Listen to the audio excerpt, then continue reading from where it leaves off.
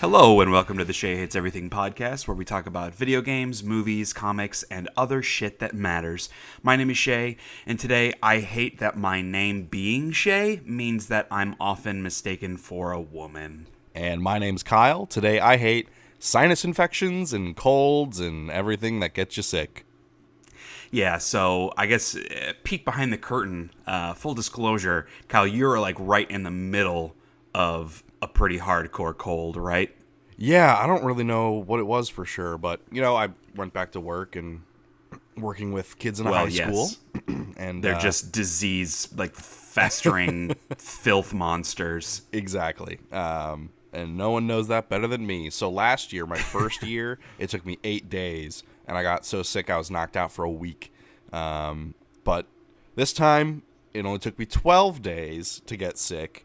And it was much less intensive this time. So, like before, I had like the cold sweats. I had really bad fever. No fever this time, just sinus stuff. So I am on the tail end of that and feeling a lot better from the past couple days. Yeah. And as, the consummate professional that you are, you're coming in, you're doing the podcast, because otherwise we were going to miss a week. And right. It's, you know what? It's life is sacrifice. Yeah. And, nothing worth having ever comes easy, so. Although, the original plan, okay, because here's my thing. We're recording this Sunday morning before the Tuesday that you all will hear this. So, originally I was supposed to be out of town this weekend for work.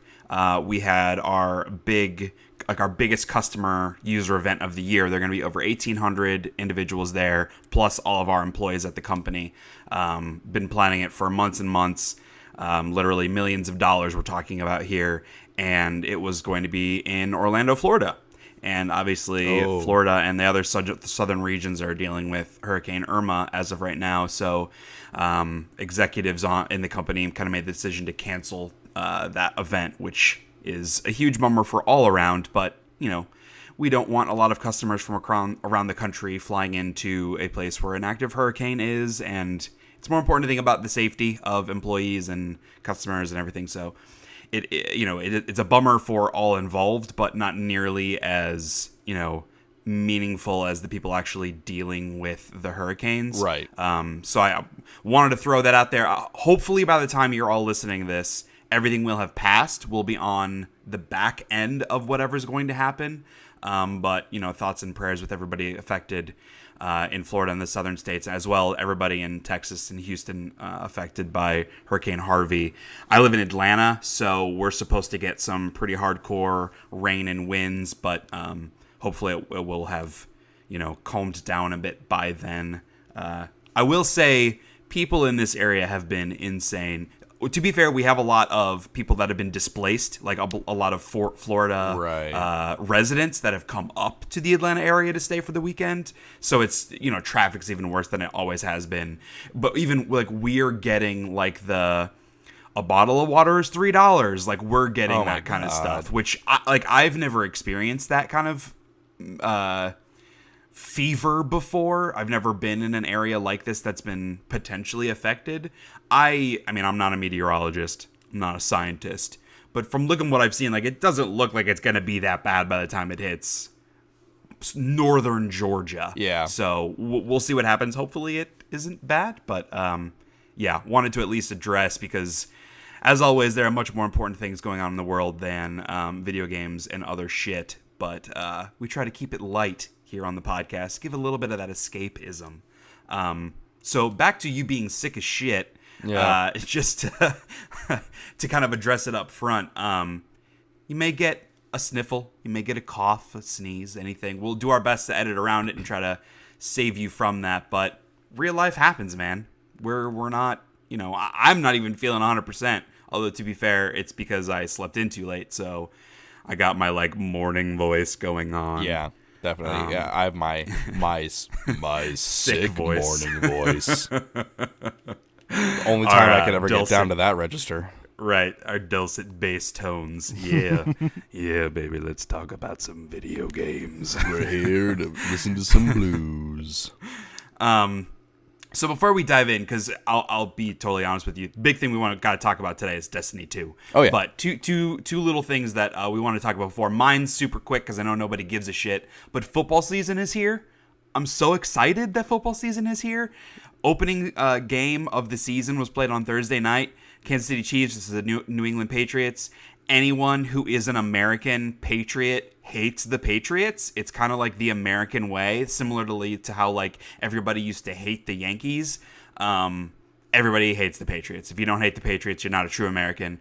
They win all the time, and it's really frustrating. I'm also a Colts fan, so they're like the biggest rival. But the biggest thing is that they're cheaters. Like, they have been proven cheaters half a dozen times in the past decade. So kind of hard to root for a team like that, but they lost their opening game.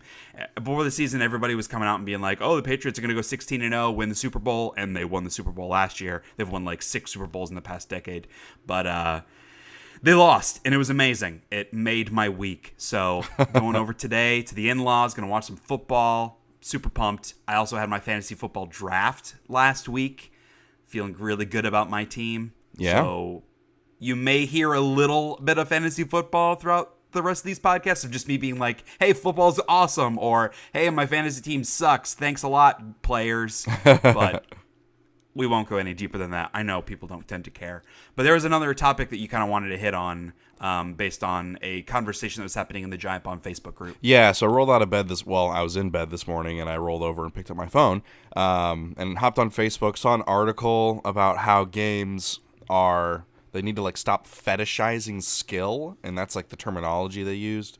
The writer was basically just complaining about how hard the upcoming indie game Cuphead is, calling it like a new Dark Souls kind of thing.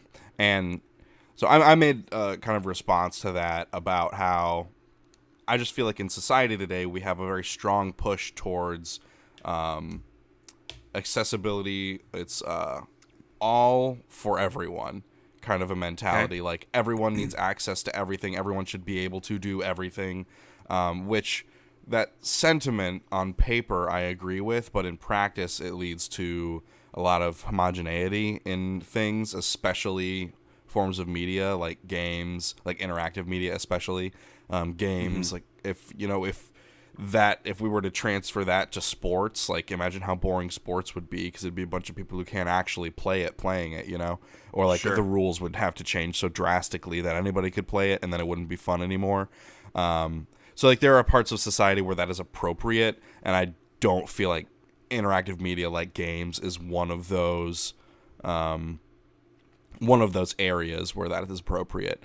And I thought it was an article that was mostly written probably out of frustration by the writer, because they were saying like they're a reviewer and they can't properly review the game because they can't beat it or whatever. Okay. And I guess that leads me to another point where maybe not everyone should be reviewing games, or not everyone should be reviewing every kind of game. Like, if you are a game reviewer, either you are generally good at games or you are good at a niche of games, and that's what you should focus on, Right. Yeah, I mean, if you can't beat a game, you can't review the game, certainly. Right. Yeah, I mean, I'll say, and I didn't read this article, I'll have to check it out now. I have no idea if this is what the article was trying to say. It doesn't sound like it is, but kind of where I take this conversation, the fetishizing skill to me is more about the get good mentality of like, if I'm struggling with a particular game, it means I'm bad. It doesn't mean that there maybe are mechanical like bad mechanics or something that isn't balanced correctly. It's putting like the onus on the player. It's like it's the player's fault always if something is hard. Okay. And that I fundamentally disagree with, but I certainly am not saying like every game should be easy enough for everybody to play. Totally agree with you on that.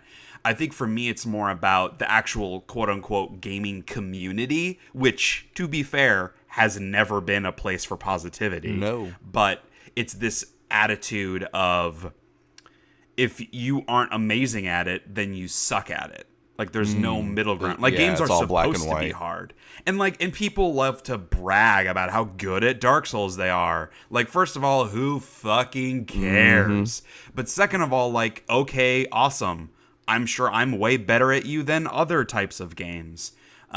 Those style of game don't personally appeal to me often nowadays because I have limited time for gaming and I'm at an age where dying 30 times on the same boss, that's not fun. Like finally beating that boss, I don't get the same high that I used to get when I was a kid and I felt like I had more time to invest. Now I'm just like, I just wasted an hour. I could have been doing something else important in that hour. Right. And it's not like that for everybody. Some people still really love the challenge of accomplishing something. I have a friend that plays games a lot and he likes playing things on the hardest difficulty the first time around.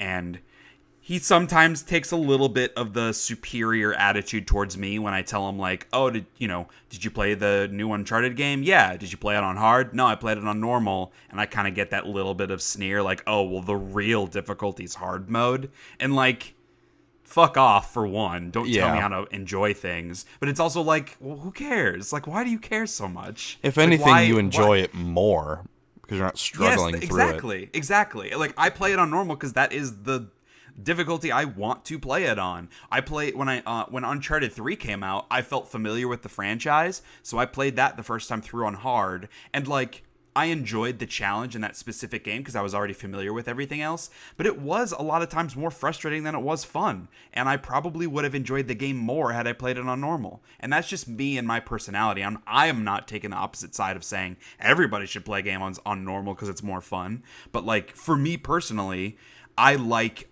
the occasional challenge. I don't want to be fighting hard and dying a lot all the time. That's just not fun for me personally. But I know that it doesn't sound like that was the point of this article. I agree with you on your take about the article.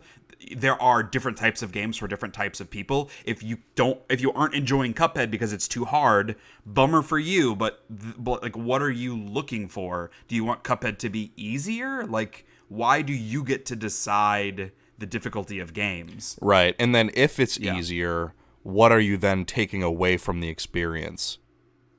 Yeah, because if it was designed with difficulty in mind, like that's part of the game, that frustration, that sense of accomplishment, the challenge, like that is an inherent part of the game. If you strip that away, you're stripping out a part of why the game was made. Right. Yes. Right. Totally agree with you on that. Okay. And also, just as a side note, fetishizing. No, I do not like that word. It's just fetish. It's just a gross word. Ooh la la. But that's Welcome where I to get the to Shea like Hates Fetish Podcast. the community side, because like the fetishize, like celebrating the skill, like I don't know. It just is annoying, honestly. Like people that are like that, it's just annoying. Yeah. Okay, so kind of diving right into this shit. We've been playing a lot of Destiny 2. Oh yeah. It's pretty good. It's right? It's a really good Destiny game. It's a better Destiny game than the first Destiny game. Yes, it is arguably the best Destiny game. So kind of what's the best way to frame this? So I guess we each started playing solo, right? Or were you playing with your buddy Cody all the time? Cody and I started together. Okay. So I started the game solo. I played through maybe a third of the story missions by myself. And then you and I played through some a couple of days ago. And then yesterday we played as a threesome with your friend Cody. Which feels weird to call him your friend Cody. Like, I've known Cody for over a decade at this point. Yeah, but, it's also weird that you refer to it as a threesome, but we'll move on.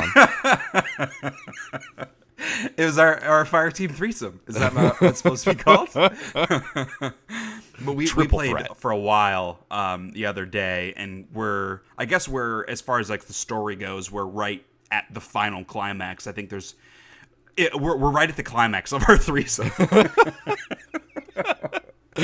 Oh, no. This brought to you by the man who hates the no. word fetishize. I think we have like a mission or two left in the story, and we've done a lot of the side missions and stuff. Like, there's a lot of shit to this game. There's a lot. And that probably doesn't come as a surprise to people that played Destiny 1. And by a lot of shit, I don't mean a lot of like content necessarily. It's just a lot of different types of things to do. Because Destiny there's a wide 1, variety. yes, it lacked. There weren't. There were a lot of things to do in Destiny 1, but there weren't enough different ways to do those different things. Right.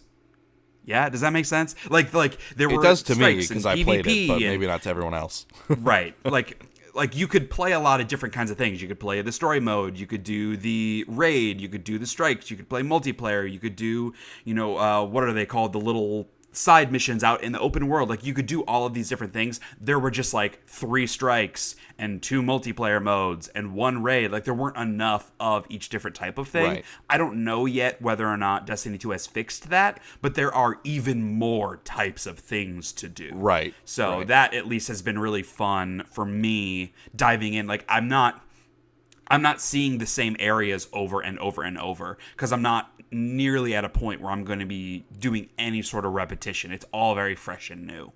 Yeah, same here. And so far, I mean, we've only done everything once so far. Right. And right. there have only been like 2, maybe 3 instances that stick out in my mind where it brought us to the same location to do a different activity. Like, it's been really... They're doing a good job of padding out the map space that they have by packing it all full of either special enemies and stuff that you need to go fight, or like there's an area that is specific to the side quest thing that you can do. This adventure is what they call them. So yeah, it's really... I think they've really kind of fine-tuned their formula on, like, in terms of... It also feels like everything is folding back on the loot and like incremental power level, basically light level from the first one. New term is power level. It seems like everything is working into and folding back on getting you more shit constantly. Yeah. I definitely feel like, and part of that is there are more things. Like, there are more types of little things that you unlock and get dropped that make you feel like you're progressing more so than Destiny 1 did. It feels, and granted, we're still early on. Like, we haven't beaten the game. We're not at a point where we're like doing exotic quests and have a full vault of legendaries and shit, but like, I'm constantly getting new gear that's making me feel like I'm progressing, and I'm already at the level 20 cap. Like, and even after that, like, I'm still growing in that power level. One of the other things, to kind of go back to what you said about the different environments, and it's hard to know if this is going to hold up once we get into the end game, but one of the things that's really impressed me is how many environments there are in this game, especially compared to the first, where, there might be 4 different types of missions, but they're all on the same map. And so it feels like you spawn in the same spot, you go to the same thing. It's like that, even though you're doing slightly different things, it's still in the same place. And at least so far, there's been very little of that. I even had, and we're not going to go into like any story spoilers, but I guess we will be talking more about the progression of the game and like the kinds of things you unlock. So if you're like totally wanting to discover everything on your own, maybe skip ahead. But one of the things that I thought was really cool is how you unlock your other subclasses. So like, you start, depending on you, if you pick the Titan, the Warlock, or the Hunter, you start with your one new subclass, and then randomly as you're playing, you unlock your second subclass and then your third subclass. And in order to get those, you go to this specific area, and it's solo only, and you kind of get a little flavor about what the subclass means. Like, I'm playing a Warlock, and so I just unlocked the Stormcaller, the lightning, guy, and kind of Ikora is narrating and talking to me about what it means to be a Stormcaller and the kind of dichotomy between there's the Voidwalker, which is about like the darkness and anger, and then there's the Sunsinger, which is about rebirth and light, and then there's the Stormcaller, which is about, you know, manifesting both of those within you. And a lot of it's like pontificating bullshit a little bit, but it is like cool that like they're very clearly making an effort to try to build the world and build the story and kind of build these other side characters, compared to the first game where it seemed like all of that was a complete afterthought, which it literally was. If you believe the rumor about them scrapping the entire game like 12 months before it shipped. Right. But that, like, I can't say that I'm like super invested in the story as of right now.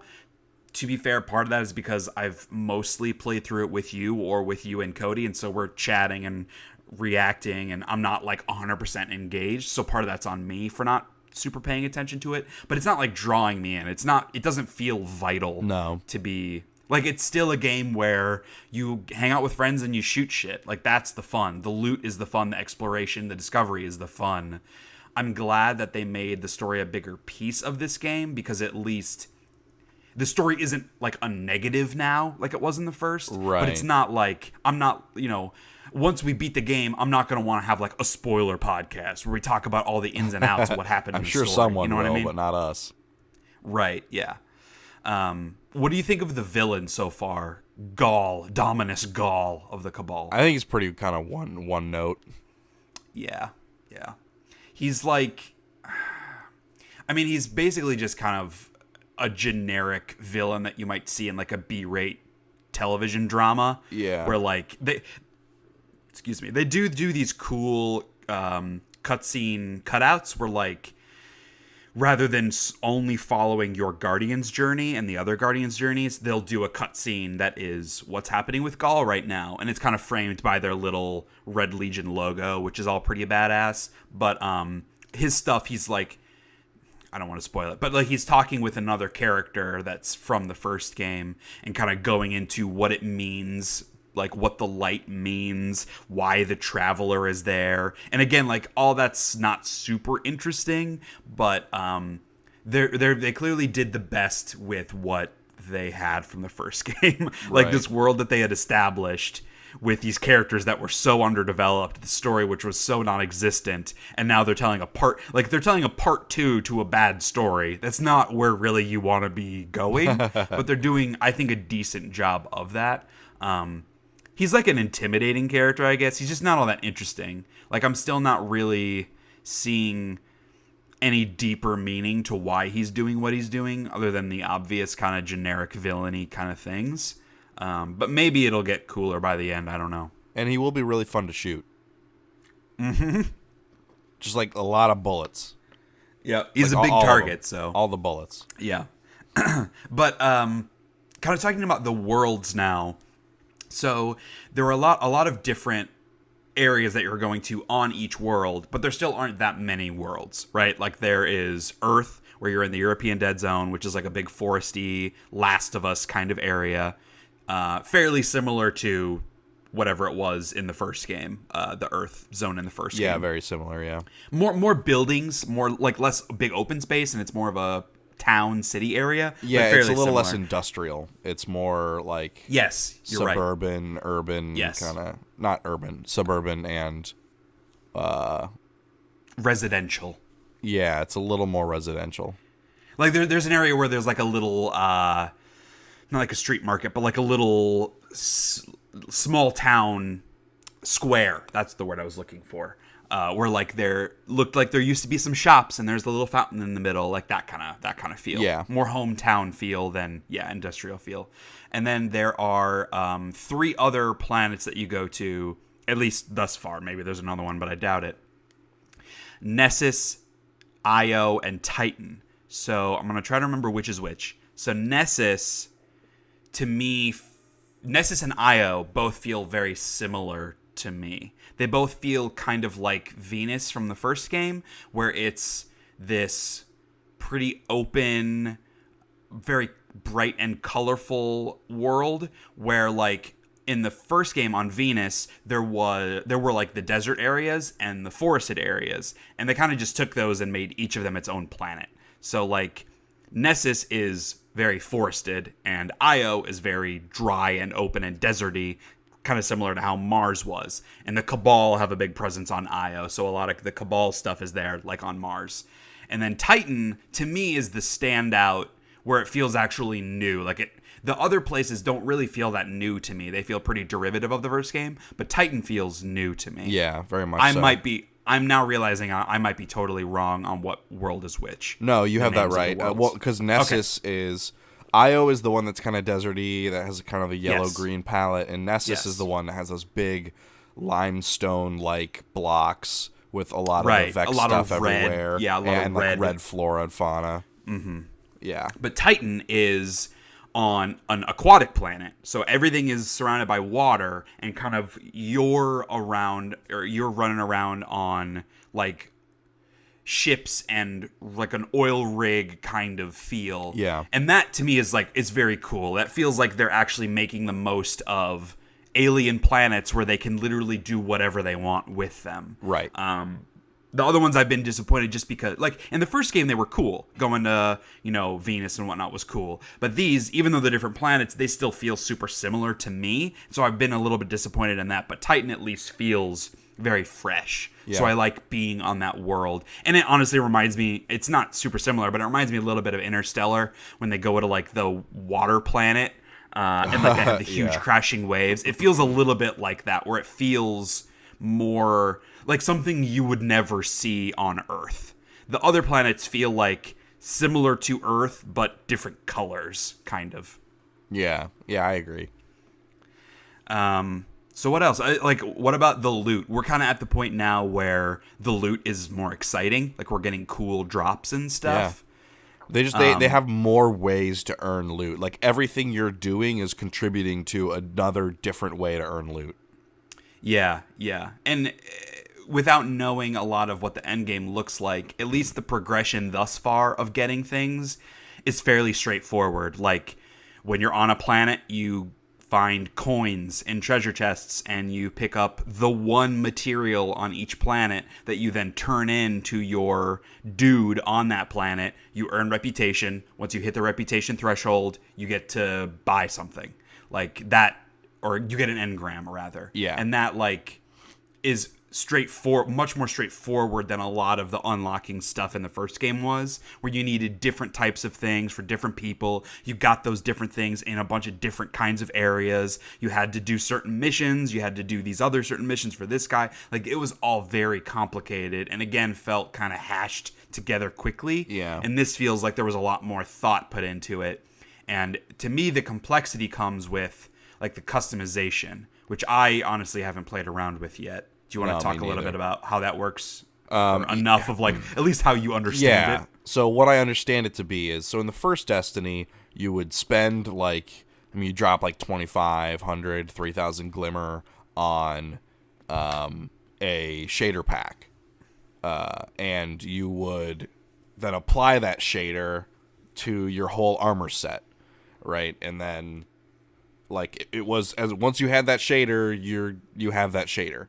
Now, in this, you are earning shaders through chests in the environment, through special events and stuff, also through the bright engrams that you get from fulfilling these people's reputation things, like submitting the items. You can also buy bright engrams with real money. But I also feel like we're earning them at a decent clip, like the bright engrams, because I don't know if this is the case or not.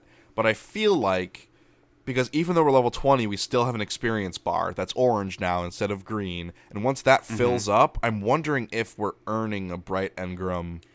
Yeah. I thought we talked about this yesterday. Well, yeah, when you hit that threshold, instead of actually leveling up, you get a bright engram, and then you go back to the Eververse 0, and whatever. Claudia Black, and have her open it for you. Right. Yeah. So, or decode it or whatever. So.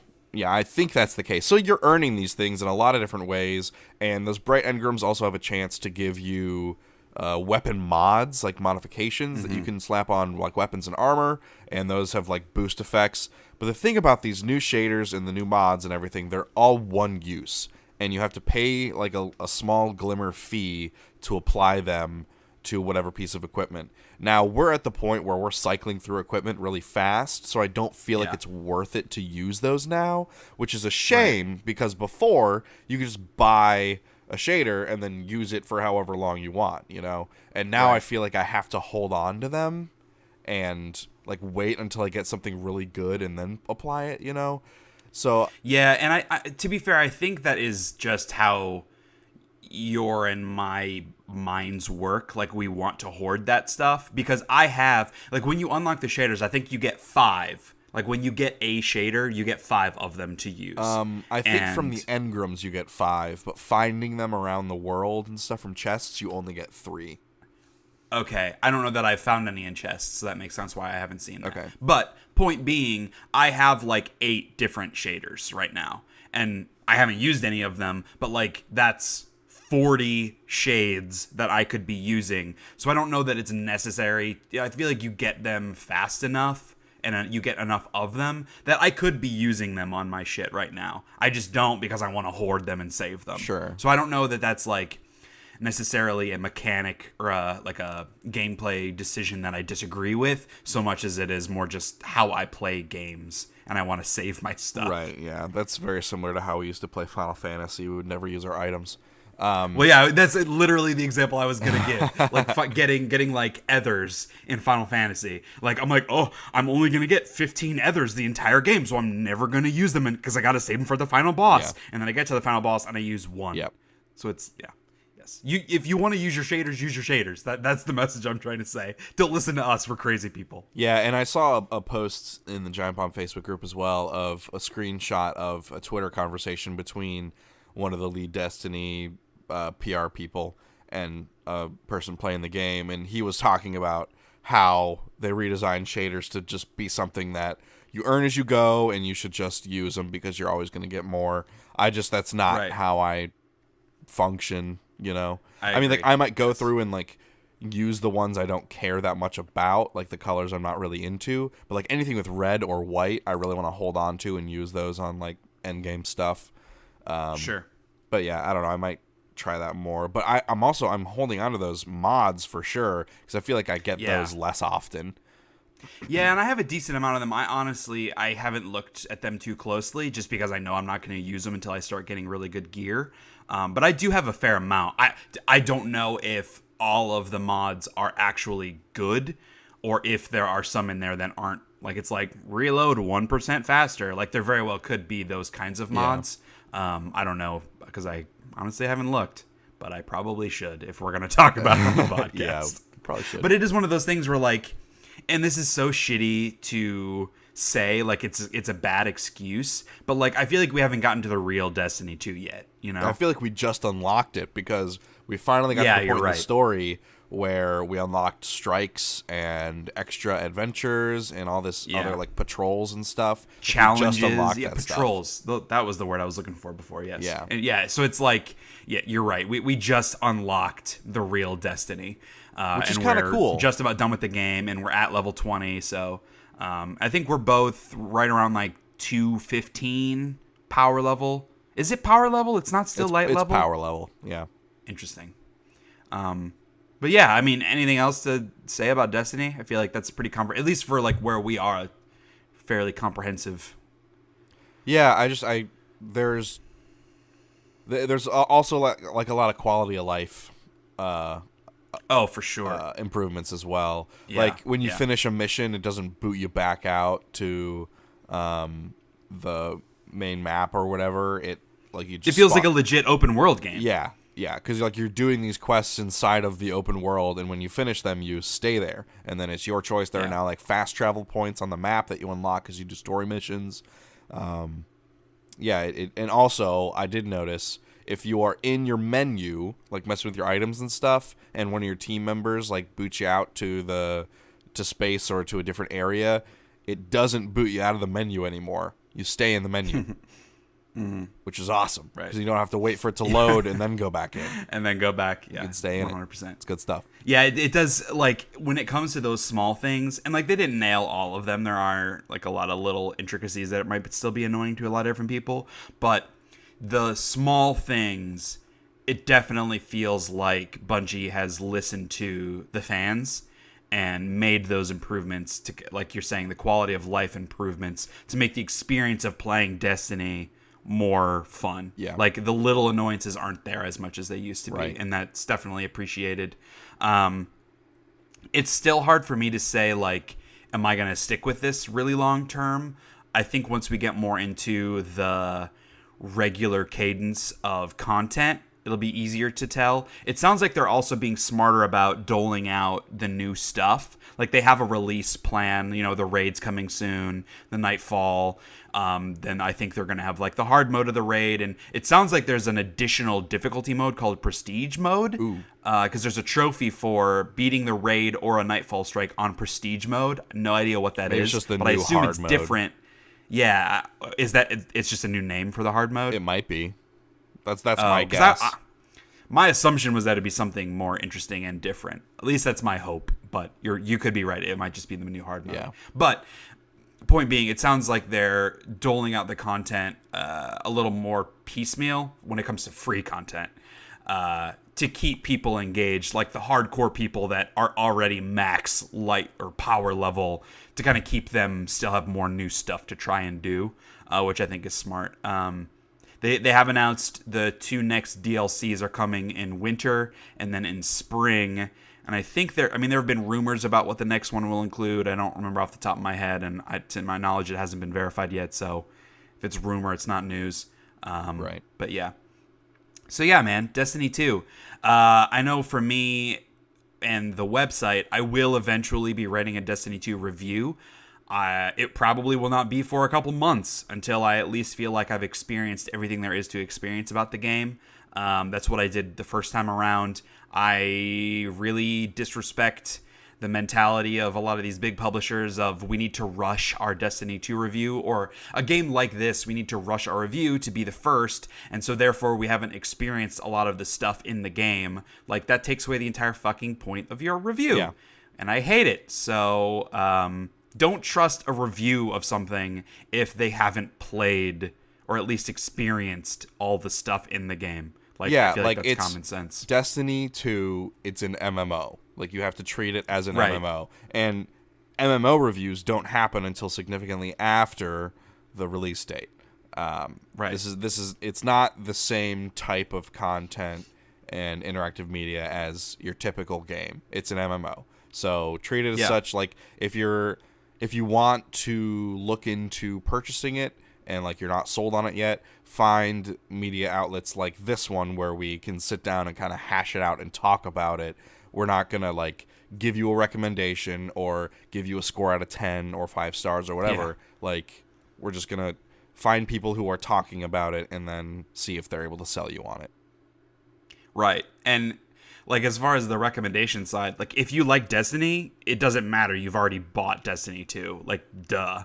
But for other people, like, it's too early for me to say whether or not I should recommend this. It's so hard to recommend a game just like unequivocally, because like it depends on what kind of games you like, Right. and it depends on what you're looking for in a game and how much time you have to invest in a game. I mean, we've played Destiny 2. We played Destiny 2 for 6 hours yesterday, probably more. Maybe more. And I had played a handful of hours the previous day with you, handful of hours a couple days before that by myself, and I haven't finished the story. Yeah, so I'm and probably granted, 12 or 13 hours into it.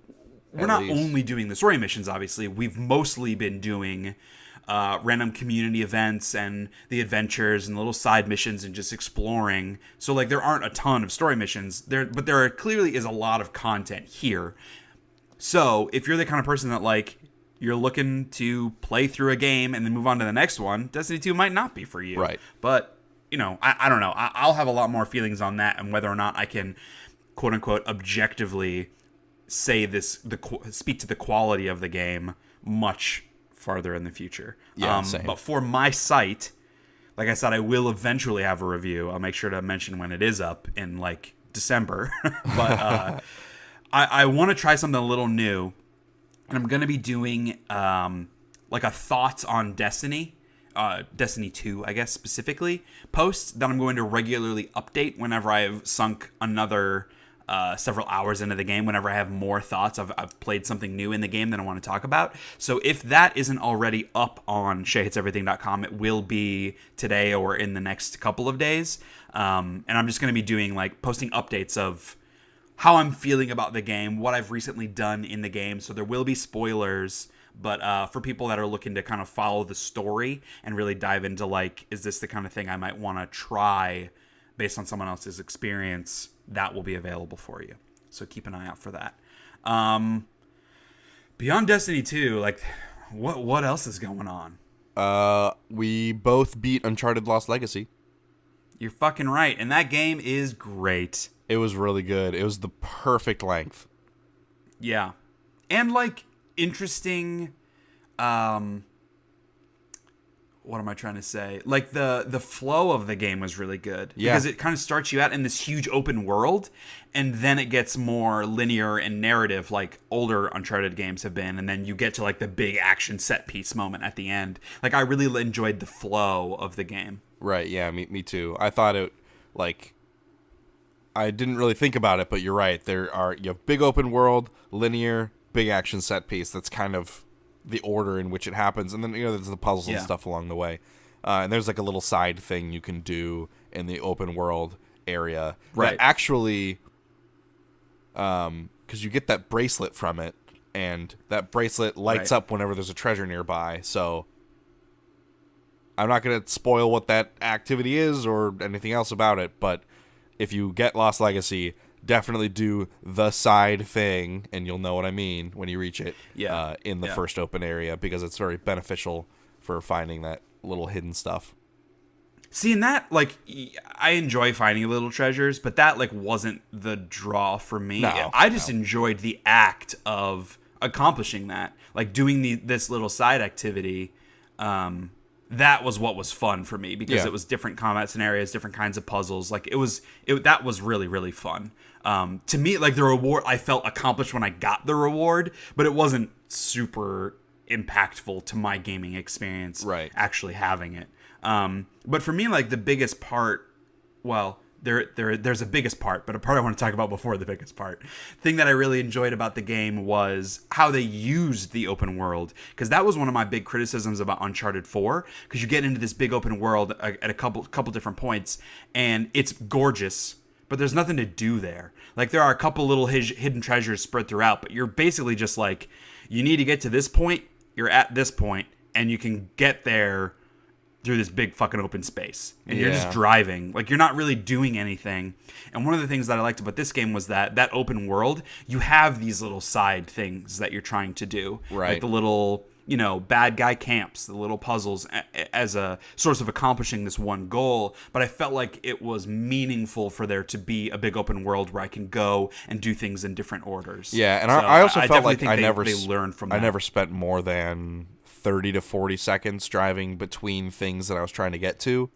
Yeah, it's not a huge a good open world area. It's the right totally size, agree. I should say. Yeah. But for me, kind of my biggest enjoyment from the game was just the relationship and the writing and acting between Chloe and Nadine. Yeah, that stuff was really well written and well acted. They did a really nice job performing that and putting that all together. I mean, that's always kind of Naughty Dog's forte. They're really good at that stuff. Yeah.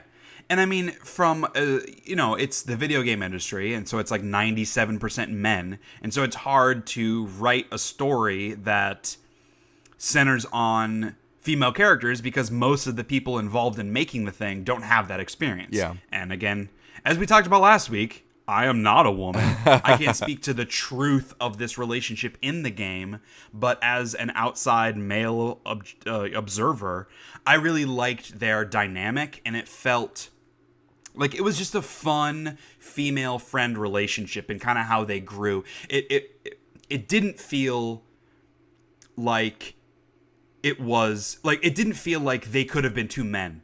No. And it would have been the same. Like, it felt unique to a female experience, which again I have not experienced, but I guess what I'm trying to say is I couldn't relate to some of their conversations, which to me makes it feel more authentic. Yeah. Because, like, if it was two dudes, like, I would be able to relate to two guy friends talking, but I couldn't always relate, and I enjoyed that because it felt very different than the relationship you typically get in games, and really in media in general. Like, they didn't talk that much about guys. Like, that's always the big thing when it comes to writing for female characters on TV. Oh, yeah, you got to talk Like, about guys so it wraps around back to the men who are watching the show. Exactly. So, like, it's I don't remember the name of it, but it's like a film writing 101 test where your movie or show or whatever needs to have at least one scene where there are more than one women and no men, and those women are talking about something other than men. And this game obviously passes that. Like, their relationship is super fun. They banter and bicker a lot, and they have that frenemy relationship to start where they don't really trust each other. There's a big twist that happens in the, going into the third act that obviously, like, throws that relationship into jeopardy, and they kind of, work through it towards the end. And it's just a fun ride. Like, it's another fun Uncharted story, and I'm not surprised that they got away with it not having Nathan Drake, but it is nice that they did it because, I want Uncharted to continue. Yes. Whether or not Naughty Dog makes another Uncharted game, I want the Uncharted franchise to continue beyond Nathan Drake. Because it's pretty clear from the end of Uncharted 4, Drake's story is done. Yeah. They're not going to use him in another game, at least if Naughty Dog has any say in the matter. So it's nice to have this proof point that Uncharted can still exist and still be successful without Nathan Drake. So that was very cool. Yeah. And as far as, like, the character story stuff goes, I mean, at the end of Uncharted 4, there's that little setup of, like, oh, well, the next game might star Sam with Sully. And this game, obviously, is Chloe and Nadine. And to me, like, if they continue in either of those directions, totally 100% okay with either of those. I would love to play another game with Chloe and Nadine. Yeah, I thought, like, those two together were very effective and separate characters. So yeah, absolutely. Very different personalities, and like like Chloe has some similarities to Drake, and they do talk about Drake during the game, which I really enjoyed that. It was fun because like he's not my main character anymore. So like I'm not hearing other people talking about my character. It's my character talking about this other character. Yeah. It's a weird, like, it was just a fun little twist, and there's some other nice little callback moments for fans of the Uncharted series in there as well. Yeah, I mean, for me, like, I'm just surprised that after playing Uncharted 4 just last year, and that game is fucking long as hell. It's an amazing game, but that game was so long, especially in the beginning, before you really get into the action. I'm surprised that I was this ready and this happy to be playing. Because it's still, like, at the core, it's still the same game. Like, it's built on the same engine. The combat mechanics are fairly similar. We talked about this a little bit in the last episode. Like, Chloe fights a little differently than Nate, but it's still the same sort of hand-to-hand combat. It's still most of the same type of guns, the third-person, cover shooter, throwing grenades, swinging on the little rope kind of thing. Like, it's a lot of the same stuff that you're doing as Uncharted 4, and you did a lot of it in Uncharted 4, but I still just had a blast. So totally ready for there to be another one, but like wait maybe 2 years, maybe 3 for another one. I don't know that I'd want to play another Uncharted next year, but who knows? Maybe I would. Yeah, I bet I probably would. Yeah, that's fair. So staying in the realm of video games, I've been playing some Fallout 4 with mods, and I know I went on a huge rant about this in the last episode and how fucking garbage it is, and it still is, but I was super bored because I had beaten Uncharted. It was a week before Destiny 2 was coming out, and the only other game I was playing is still playing Final Fantasy 12 Zodiac Age, but that, like, I can only play for a couple hours a week because it's fairly, it's a bit of a brain dead game for me. Still having a lot of fun with it, but I'm not, like, super paying attention all the time. It's like a background game. Right. So I wanted something else, and I've been wanting to play Uncharted or Fallout 4 with mods on PS4.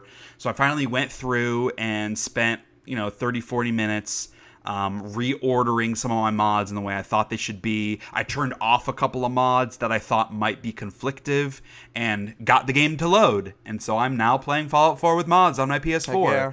And what were you gonna say? Heck yeah. Oh, yeah. And, like, I'm having fun with it. None of the mods are totally game-changing. It is a bummer to not be able to play it on PC where there's, like, just a complete wealth of options because, you know, on PlayStation it's only vanilla assets, so there's nothing like super new. But I'm trying to think of the different ones that I have. There's one that adds tribes to Fallout 4, so like just randomly stumbling across, you come across like they're just more enemies, like more raiders and bandits and those kind of people out in the open world. And actually, it was a little bit frustrating, but at the beginning of the game, spoilers for Fallout 4. The beginning of the game, when I come back out of the vault, and you see the big world for the first time, and at that point, I have a security baton and a 10mm pistol with like 30 bullets and literally no armor. I'm wearing my vault suit, and I come out of the vault, and I see this character like running in the distance, and I'm like, "What the hell? Is this like some random NPC?" Like, I'm excited. Like it made me excited to be back out in the open world where like anything can happen at any random time. Yeah. That's what's so fun about Bethesda games. And so I'm like, oh, I'm gonna go find this guy. Like, what's he doing? Is he selling shit? Like, is he a random NPC? So I go and start to follow him, and then all of a sudden he turns around and starts running at me, and then he pulls out a sword and kills me in one hit because he was one of those like tribal bandits. Yes, he was one of those like tribal bandits from the mod, because most of the people we play with mods are playing after they've already played a significant chunk of Fallout 4. And so this mod, I wasn't paying attention, was not intended to be installed from day one of playing the game. So all of these tribal dudes are way overpowered. Yeah. So I turned off the mod for a little bit until I leveled up and got some actual armor. But it was a fun Fallout 4 experience. That's hilarious. You finally get it working, and then the first thing that happens. That's pretty good. Yeah.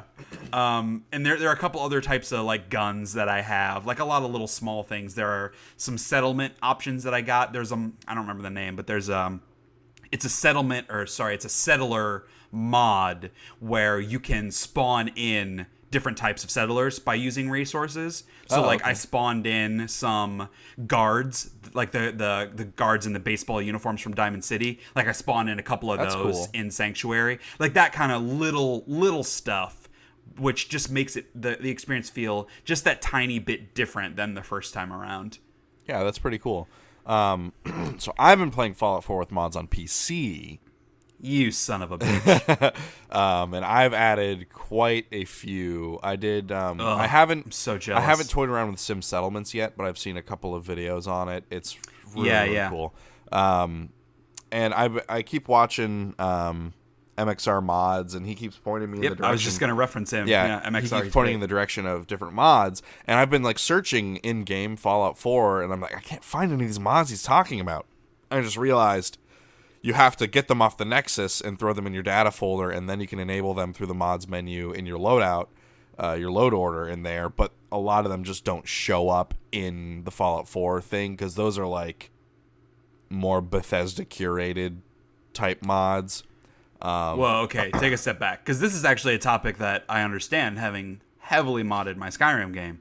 So you're saying when you load up vanilla Fallout 4 from like the Fallout 4 executable, it's not showing you those mods? Right. So in vanilla Fallout 4, you have a mods option on the main menu, and you click on it, right, and it's like it loads in, you sign into like this Bethesda.net thing, and it has like somewhat curated community mods. And you can go through the Steam Workshop. Yeah. And I thought there was a Nexus mods tie-in through those two things. I was wrong. Got it. Those are not the same library of mods. So my game is currently only modded through the Steam Workshop mods, not Nexus mods. Yeah. You need to download the Nexus Mod Manager, and that will make your life so much easier. And then you can get those mods through the Nexus. It'll auto-install, and then we can talk about this a little offline, but maybe it's interesting to some people. And like I'm super excited right now, because having gone through this, I know about something with computers. And so you want to, like, there are a couple different options you can install that will order your mods for you, so you don't have to tinker, and it makes it a lot easier. You can use, I think Boss is the best option that I used to use. But anyway, but yeah, you're going to get the best mods from the Nexus, not from the Steam Workshop. Yeah, and that's what I'm coming to realize. And it was funny, MXR, one of his latest videos, was talking about the Creation Club for Fallout 4, which I know we want to talk about a little later, but We can talk about it now. Yeah. Okay. So the Creation Club finally rolled out for Fallout 4, and there are a handful of mods on there. There's like 3 different Pip-Boy skins, which MXR pointed out you can get entirely for free off of Nexus mods, and those are most of the mods of the Creation Club you can get for free. So the 3 Pip-Boy things are like, they're like 50 cents each for the skins, which is like a fine price. Like that feels pretty typical for a skin price. Usually, actually, they're like $1.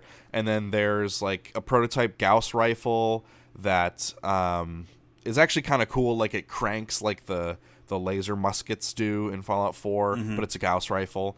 That's like, I think that's $4, which is kind of a lot. Some of them are a little expensive. Yeah, that's a bit much. Like that should be $1. And there's like a new handmade shotgun, which I think has like similar stats to the regular double barrel. It's just a new model. Right. They didn't even really go in and adjust the reload animation because the barrels are wider than the regular double barrel shotgun. So like your hand doesn't move all the way over to the second barrel, but the shell casing goes all the way over. So the shell casing is like away from your hand a little bit during the reload animation. So like that's kind of shitty. That's $2. There's a Hellfire power armor, which is from Brotherhood of Steel from Fallout 3, I believe.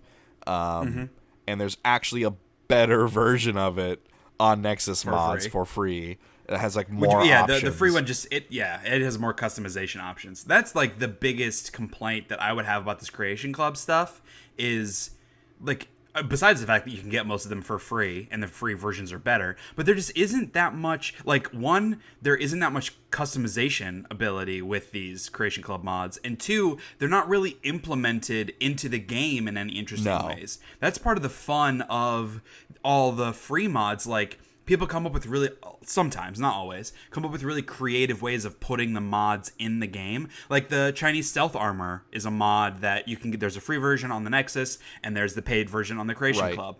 In the Creation Club, it's just in your inventory. You just have it. Yeah. And in the free version, you go to a ship that has reference to the Chinese armor from past Fallout games, and like that's where you find it, which makes sense because that's where it would be. Like it would be with the the remnants of the Chinese army, and it's just like, I don't know, a lot of it feels poorly or lazily implemented. I agree. And there's what's the other?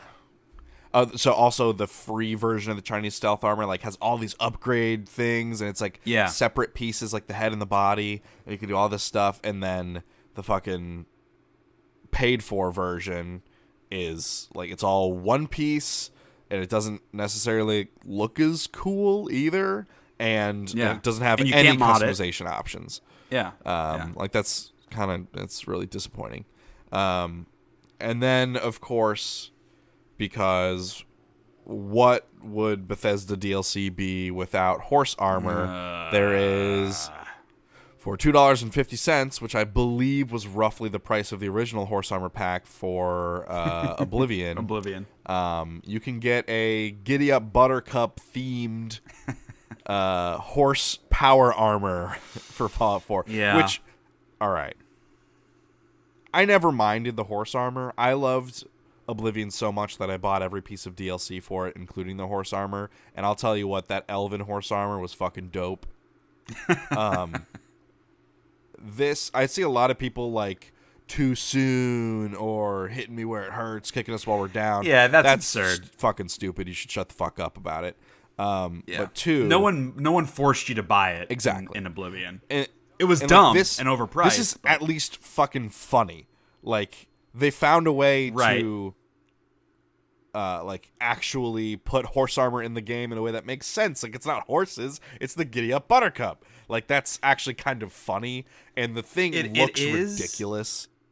Yeah, I mean, I have two things on that. It does look ridiculous. I think it looks dumb. Like, it doesn't look funny dumb, it looks shitty dumb. And to be fair, it's because with the graphics of these items, those do fit into Fallout 4. Yeah. Everything looks kind of shitty and old and dirty and scratched. And so this, like, it's like Raider power armor with Giddy Up Buttercup parts taped and shit all over it. And so it, like, it looks bad. Like, I wouldn't want to ever use this. So for me, like, it is a pretty funny joke, but part of that is like, okay, remember that shitty thing we did? Isn't it funny now? Like, I don't know. It is a funny bit, but I could see why it might be annoying. The attitude of, like, too soon, that's bullshit, Yeah. but I get why people might think this is bad, because it's like a company saying, we did a crappy thing and now we're poking fun at ourselves about it and still charging you money for Sure. that. Like, if this was a free thing, fine. But they're charging money for their lazy joke about their shitty business practice in the past. Like, that's Sure. not a great look, personally, but whatever. Moral of the story is, none of these are worth buying. Oh, that's not totally No. true. So there's a there are backpack two. mod that's really Yeah, cool. there's a modular backpack mod that actually has a ton of customization options. Like, you get patches on it from, like, the NCR, from New Vegas, and stuff like that. Also, it has, like, a bunch of add-on things like stim packs and hypos and stuff that actually give you buffs, and, like, grenades that give you buffs and stuff. So it has all that. There's a bunch of different appearances for it. It's strapped or strapless. So, like, if the clipping of the strap bothers you on different armors, you can just turn the straps off. And, like, that's actually... It's $4, though, I think, is what it was. Like, $4 or $5. That sounds right. Yeah, I think it might have been $4, which is, like, approaching kind of whatever. But, like, it's at least a good, useful, and good-looking mod. And it looks Yeah, it great. looks really good. And yes, the utility is cool too for people that, like, don't want to just say everything weighs 0. Right. Like, if you don't want to go that route and you're just looking to expand your inventory in a lore friendly way, it's cool. And they all do look really awesome. To me, like, I probably wouldn't use this personally because despite it looking good, like, the backpacks are a little bulky, and, like, if I'm gonna be wearing a cool armor, I don't want a backpack covering that up. Sure. But that's just Yeah. me.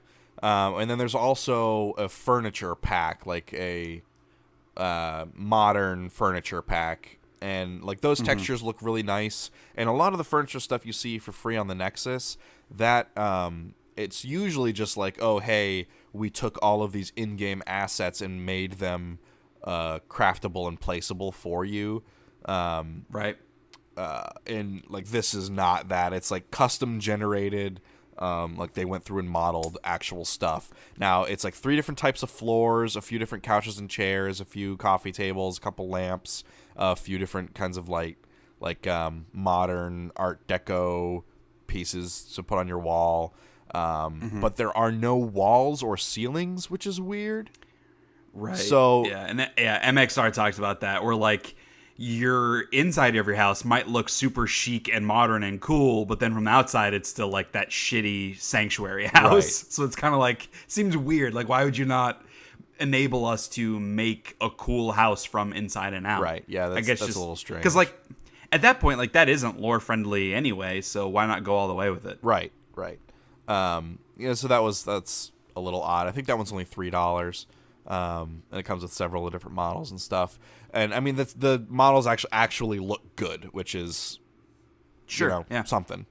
But yeah, and there's I want to say there's like a black power armor paint job you can get. Which so MXR he didn't buy it because he said it was really stupid, which I support.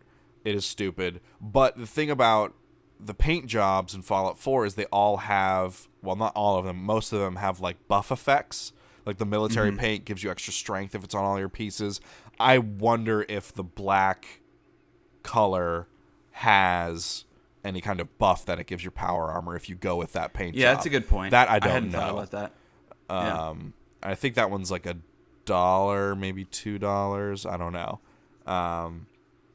But yeah, moral of the story is there's not a lot here on offer. Oh, there's a Prey suit. That's right. You get the suit from Which Prey. does look cool. But yeah, like, Yeah. it looks very high fidelity. It's spot on. It looks really nice. And it's like a really good set of, like, radiation armor. So it's really, like, radiation resistant. But it just puts it in your inventory. They didn't try to work anything creative in at all. Yeah, exactly. Because there's a BioShock armor mod that's free on that one's actually on Steam Workshop. I got it from, so I got it in the Fallout 4 API, and that one has, like, you go to a boat and you row out to a lighthouse island and you go down and, like, you're under the sea in this area, and then you have to fight rosy big daddies, and then you can take their power armor and put it on, and it's really dope and cool. And then as you leave, a big sister comes out and you got to kill the big sister, and then you get big sister armor. It's fucking awesome. Yeah, that's what I'm talking about, like implementing these things in a cool and unique way where it's not like you go to this place and it's in a chest. Like that, if that's the way you want to do it, that's totally fine. But the BioShock example, those are the mods that really stand out and really go above and beyond. Yeah, those are the ones that, like, they make it worth your while, and they make you feel like you earned it instead of cheating it in, you know? Yeah. And so this prey suit, it just drops it in your inventory, and you have it from the get-go. So you have, like, this way overpowered radiation suit as soon as you start your world, which is kind of shitty. Right. So I don't know. It's like, whatever.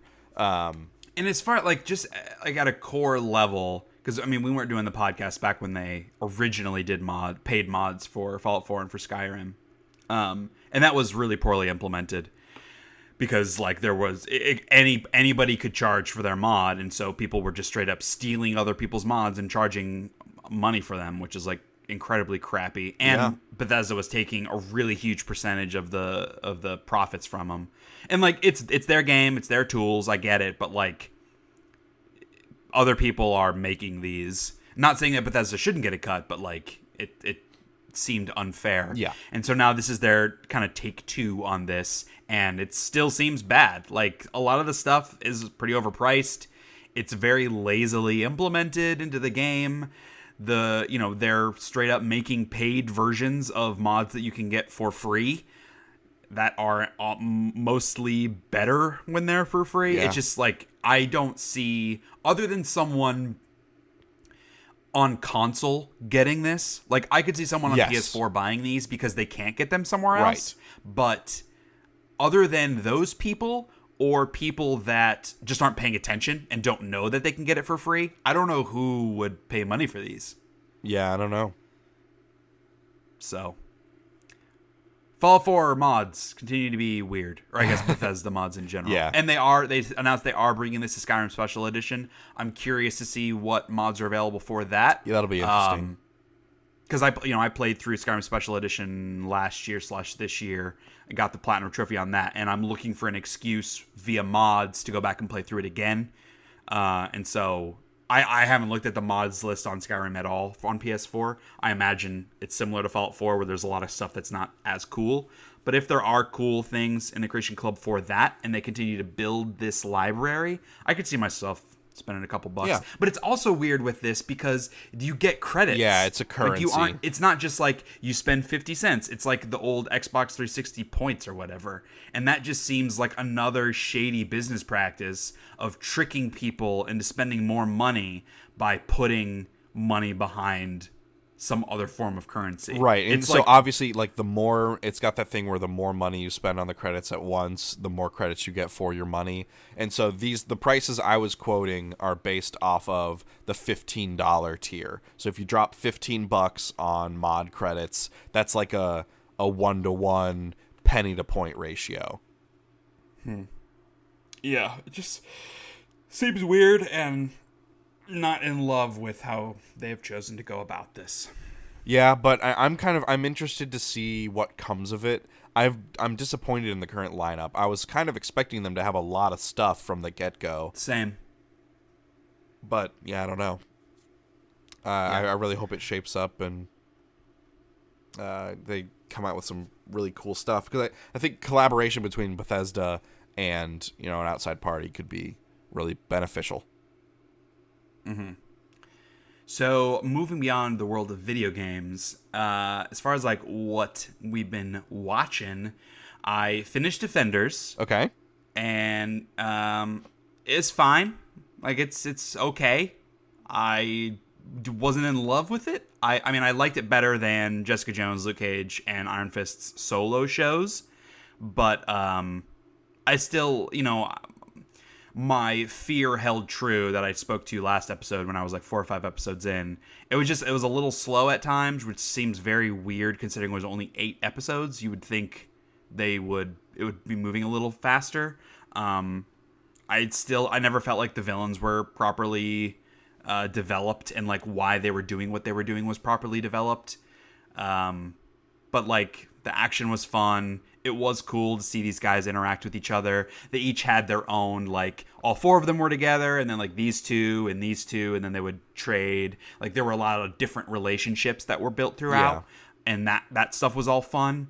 And I am happy that some of the side characters at least played significant parts. Like Colleen from Iron Fist was a pretty integral part in what was happening, which I was a fan of because she's hot. Like this huge, I have this huge crush on Jessica Henwick. Like out of nowhere, I just have a crush on her. Hopefully my wife isn't listening to this because she got really sensitive about it. I made some comment once, like not like I didn't like try to like say anything rude, but she just, I don't know, she's like really sensitive about my crush on Jessica Henwick. You turned to Kelly and you were just like, yeah, why don't you look like Jessica Henwick? Yes, you're right. Like why? Like what's bad with that? But it was when we were rewatching Game of Thrones, and it was like a couple seasons ago because she plays a small character on that show, and she popped up, and I forgot that she was on it because it was such a small character, and I was like, oh hey, she's on this too, and Kelly like gives me that side eye, like oh yeah, I bet she's in this show. So anyway, Defenders, it's okay. I don't know.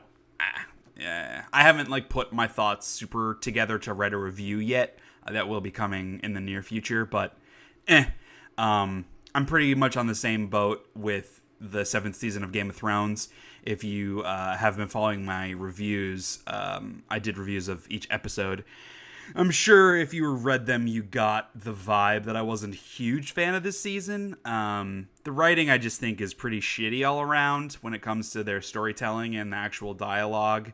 They definitely I feel like they don't know what they're doing now that they don't have George R. R. Martin's source material anymore. And it's like a fan servicey, shitty CW kind of storytelling show now, where it's all about like what is a cool thing we can do versus what is a thing an actual character on this show would do. So that's lame. I'm pretty not excited for the final season, if I'm being honest, and that bums me out more than I can possibly express. But I'm sure once it gets closer in like 2 years when it airs, hopefully they can put some of the pieces back together. I was just pretty down on this season overall. Also, in my drive to watch as much HBO content as possible before we cancel HBO Now this month, started watching Vice Principals, which is Danny McBride's show. Do you know who Danny McBride is? Okay.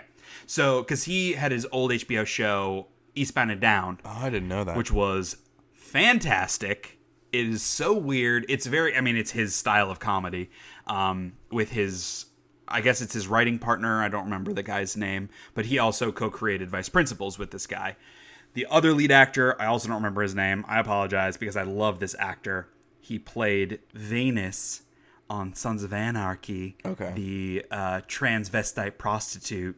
And he was so fucking amazing on Sons of Anarchy. He was also on Justified. He was really good. He was nominated for an Emmy for that show. He played a role in Tarantino's recent Hateful Eight, where he was really good. He's just a fucking brilliant actor. And he has that southern drawl, like that's really heavy, but it's also like charming, and he's a little effeminate. And I just love that actor so much. But it's the two of them on the show where they play vice principals. And Bill Murray was the principal. He retires.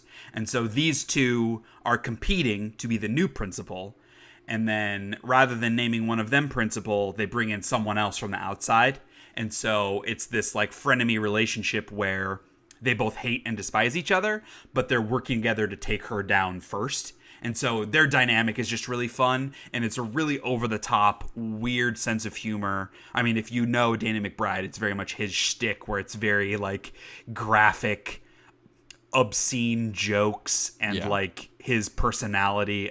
I think he's fantastically funny. So definitely recommend that. I've only watched the first couple of episodes, but I'm really enjoying it so far.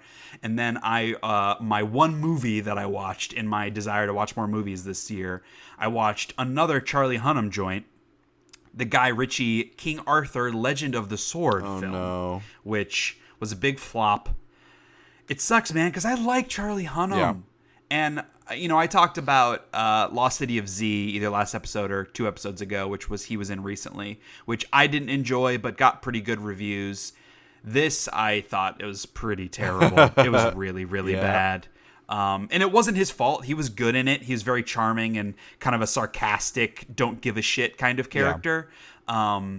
But just like, it was a really weird, it was like a high fantasy take on that legend where there's like magic and demons. And it was just weird, man. A lot of visual effects that weren't all great. Yeah.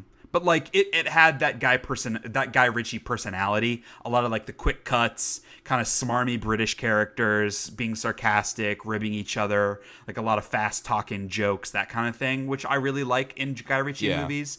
But it didn't have that like. One of the things in his movies that have been successful, it's that heist feel, whether it's modern or takes place in the past. Right. Like a lot of like it. There's never like a central character. It's a bunch of different kinds of groups, different characters that everything comes together in the end in a giant shitstorm. Right. And this was a different kind of movie. Okay. It was a more of a normal narrative version of here's this good guy taking on this bad guy, played by Jude Law, who was decent in this, chewing the scenery a little bit for my taste, but he was fine. But it just, I don't know, it felt like a lot of this stuff felt like a weird fit for Guy Ritchie because it had this scale that his movies don't typically have. Right. I don't know. It just felt a little weird. There were a lot of Guy Ritchie-isms that I did like, but the movie on the whole, it was bad. It was a bad movie. So what about you? Well, all right, so Giant Bomb has this thing, Film in 40s, where they get together, they all have a 40, and they watch a movie that presumably most of them have never seen before, and it's East Coast Bombcast now that they're doing it, because Dan started it over on the West Coast. For those that don't know what a 40 is, it is a 40 ounces alcoholic malt liquor beverage. Yep. Yes. And so they've done a couple different ones in the past several weeks. They did, oh crap, I can't think of it now. Well, they did the Fast and the Furious franchise. Yeah, they did the Fast and Furious franchise, which I watched it with them and my fiance Kara, and so now we like really love the franchise because only like one of them had seen all of the movies before and the other ones had only seen sporadic movies, so it was interesting. Like there was always at least 1 or 2 people in the group who'd never seen it before reacting along with Kara and I, which was fun. And they did Battle Royale. Nice. I should check that out. The original Battle Royale. So and I love Film in 40s. I've seen every episode of it since it was Dan and Drew on the West Coast now to Dan and the whole crew on the East Coast. And every time they do one, I buy the movie on Blu-ray because I also want to kind of I want to grow my Blu-ray collection. With a bunch of bad movies. Yes, exactly. Like really funny, like movies that are weird to have, which tends to be their niche of films. So they did Battle Royale, so I got that on Blu-ray, and then they just watched They Live, which that's the movie that's infamous for coming up with I came here to kick ass and chew bubble gum and I'm all out of gum. Right. It's that movie, and it's actually like really fascinating and kind of cool, like the things they do with their narrative and their kind of sci-fi fiction that they build. It's actually, they kind of do some cool stuff with it. And I got, it was like, oh, it's like $10 for the Blu-ray or like $12 for the Blu-ray Steelbook edition. And I was like, I've never seen this movie and don't know a damn thing about it. I'm getting the damn Steelbook edition. So I got like the Steelbook of They Live on my shelf now on Blu-ray. which is like, Kyle, you're getting married and you're a homeowner. Like, you have financial responsibilities now. I know. You can't fucking do this It was shit anymore. $12. Yes, this is only $2, but this is a symptom of a much larger problem for you. it's a problem I'm slowly fixing. We got groceries last night, and I didn't get anything superfluous. It was only the stuff on my list, and that has never happened. Yeah, but before. what was on your list? Only stuff. Gummy bears? No, only stuff for her and I to make our lunches and soda. All right. Okay. Yeah. All right. So suck it. So yeah, I bought They Live on Steelbook Blu-ray. All right. Okay. You know what? It's going to look great on your bookshelf. Yep, it actually does. It has a really cool cover. But It's a conversation starter. it is. Like, oh, what's this movie? I came here to watch movies and chew bubble gum, and I'm all out of gums. Let's watch They Live. Also, I didn't realize that the original line delivery for that phrase was fucking terrible. Well, that movie is terrible. It's a wrestler who plays the main character. Yeah, it's really something. So I watched that, and that was really fun to watch along with their, like, kind of Mystery Science Theater-esque podcast. Yeah. And then Kara and I, we started and watched seasons 1 and 2, started and finished seasons 1 and 2 of Rick and Morty. And Rick and Morty is really, really, really funny, by the way. I don't know if you knew this or not. I didn't. I haven't seen it. I've only seen clips. It's tough for me to admit, but I'm a bit of a hipster in that when something is really popular, it makes it harder for me to get into, because when something is really popular, people tend to be really annoying about it. Like the whole, oh, you have to watch this. Like, no, I don't. I can do whatever the fuck I want. So those kinds of people turn me off from things. And the Rick and Morty fan base is terrible about that. But I have not seen a full episode of the show. I've seen clips. It hasn't blown me away. A lot of the shtick I don't really find funny, like how I don't know if it's Rick or if it's Morty, like he burps all the time. Like, I just don't think that stuff is super funny. But tell me about it. So it's not entirely serialized. There is kind of an overarching narrative that goes through the episodes. And they do like a lot of funny callbacks. So if you're going to watch it, you kind of need to watch it from the beginning. And I think it's kind of strong right off the start, and it's very self-referential and like kind of on the nose about how it's a television show and things like that. So it resonates with me. And so I originally thought it was a kid's show. I had no idea it was not at all a kid's show until I started watching it. And like I was like, dude, it's just some stupid kid's show cartoon. And my friend Cody was like, it's not that at all, right, even a little bit. And like the first couple episodes, I was like, holy shit, this is some like dark, gratuitous shit going on. And like it's really quick. It has a really good pace to it, and it's like unrelenting in its humor. It's like very, very fast in your face, and it just keeps moving at its own clip. So I really, really enjoyed it. So watch the first 2 seasons. We have them on Blu-ray, and I'll be picking up season 3 for sure when that comes out, because I think it just concluded or is about to conclude. Gonna conclude, and then it's gonna come out on Blu-ray hopefully sometime in the near future, so we can watch it, because we really, really enjoyed it. Is that not on any streaming services? It might be, but I'm not gonna fucking pay for those. Yeah, dude, but like the whole point is, if you're going to be buying all of these box sets, it's cheaper. Like if it's on Hulu, that's cheaper than buying all of these. Bro?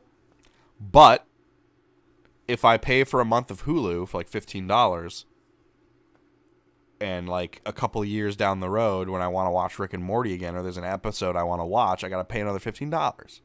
And this way, it's on my shelf, and I like. Well, no, I like to physically have things. All right. Okay. And I don't know that there's really anything else on Hulu or whatever service it's on that I would want to watch, anyways. American Ninja Warrior. No, that's on Netflix. No, it isn't. Oh no, that like new Ninja Warrior-esque show is on Netflix. Beastmaster, Ultimate Beastmaster. Yeah. You're fucking right. That's on Netflix. So it's the same fucking. That's a Netflix original, bitch. So I mean, it's like not. Executive they're produced not that by dissimilar. Stallone. You're right, and honestly, I enjoyed Ultimate Beastmaster a little more than like current American Ninja Warrior. Because Terry and I watch it every Crews. once in a while. It's our Friday night. We're gonna get drunk at home. We'll watch an episode of American Ninja Warrior, because like American Ninja Warrior is an Emmy-winning show, and so they spend a lot more time focusing on like the people and their stories because they want to win them awards. And like I don't fucking care. It's an obstacle course. I don't give a shit about these people. I want to watch. I want to see them fall in the water. I want to see people get hurt. So your mileage may vary if you're like, a decent human being, but for me, don't give a shit. Right. Anyway. But yeah, so like Kara pays for Netflix and and Spotify, and I pay for Crunchyroll. And like that's already 3 subscription services on top of all the other bills we got to pay. So like I'd rather just in my budget. That's the future, man. It's the future. Everything will be its own subscription fee. But I'd rather have it on my shelf because I can look at it and go, ooh, yeah, cool. I got it. I own that thing. You know? Okay. That's what, I would always rather buy games physically than digitally. It's the same with film. Movies probably yes, because I can take those with me. I'm not really going to travel with video games.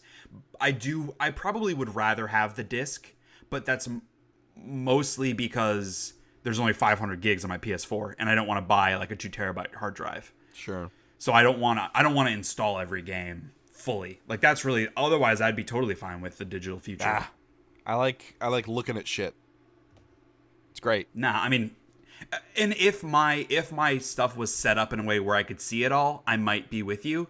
But I mean, they're in our little, wicker tubs that go underneath the TV thing, so I don't see the games anyway. Like your guys' setup, you're displaying these things in a way that I am not. So I That's get fair. that. Yeah. And then so moving on, I just almost done with Supernatural season 12. And then season 13, I think, is on the air or just finished or whatever. So. And I'm sorry, have they announced an end in sight for the show? I think season 13 is the last season. One. Got it. Yeah. Well, that's cool. Like to have watched it all the way through. Like you came to it late, right? Yeah, I came to it like season 9 was out, I think, on Netflix. So it's kind of like perfect timing. Yeah. Yeah. I always like that one. Like, I like being part of the zeitgeist. Obviously, having a podcast, I want to talk about stuff that's relevant. But I like coming to a show when it's done, because then I can just watch it at my pace and then be done with it. I don't have to wait for a new season. It's like when you're at a party and they have those little cheese cubes, and so like you gotta you feel like you gotta only take like a couple at a time, But if you're at home, when you really want the whole you plate. have the whole fucking cheese wheel, and you can just at your own pace eat it and then not shit for like 2 weeks. You know what? It is exactly like that. It's the perfect analogy. You're right.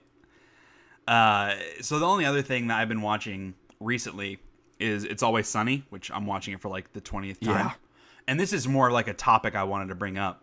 Do you guys have like a comfort show that you just like watch when you're looking to kill 20 minutes or like before bed? Or do you guys primarily watch stuff you haven't seen before? We've like exclusively been watching things we haven't seen before, or like it's something I've seen before but I want her to see. That's the kind of stuff that we watch, but we just have so many different like animes and stuff on Crunchyroll that's what we're going through right now. Like we're watching My Hero Academia on Crunchyroll and then some other show that we just started. But like I have a queue of like 50 shows on Crunchyroll that we need to like watch, and most of them I'd like to watch with her. Not all, but most. Yeah, because I guess you guys have a lot more shows that you both want to watch. Sure, yeah. Like Kelly and our interests can be very different when it comes to a lot of those things. Because like she watched the first episode of Vice Principals with me and was like, not interested. So I've been watching it.